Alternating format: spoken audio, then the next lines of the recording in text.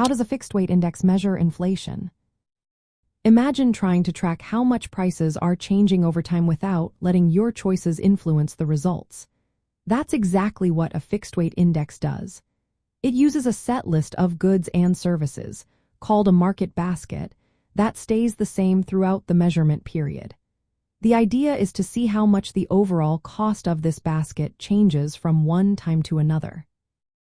First, the process starts with selecting this basket based on what people typically buy during a specific base year. This basket includes items like bread, milk, gasoline, and clothing. The quantities and types of these items are fixed based on that base year.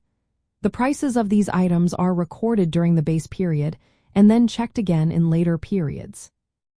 To measure inflation, the index compares the prices of each item in the basket over time.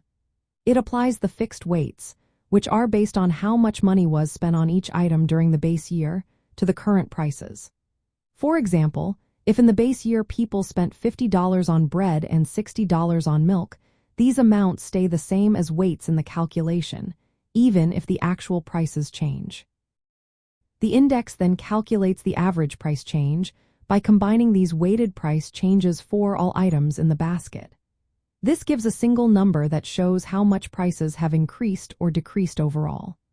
Because the weights do not change, the index measures only the price movements of the same set of goods and services, not how consumer habits shift. However, this approach has a limitation. If prices of some items go up and consumers start buying cheaper alternatives, the fixed weight index doesn't account for that. It might overstate inflation because it assumes people buy the same amount of each item, regardless of price changes. To reduce this bias, some fixed-weight indexes use special formulas like the geometric mean. This method helps to account for some substitution within categories, like choosing chicken instead of beef when beef gets expensive. But it still doesn't reflect broader shifts in consumer behavior across different categories. Indexes like the Consumer Price Index or Producer Price Index are popular because they give a clear picture of how prices change over time. They are used to adjust wages, pensions, and contracts, or to guide economic policies. They provide a straightforward way to see how much the cost of living is rising or falling, based on a consistent set of goods and services. In essence, a fixed-weight index measures inflation by tracking how much the cost of a stable basket of goods and services changes over time.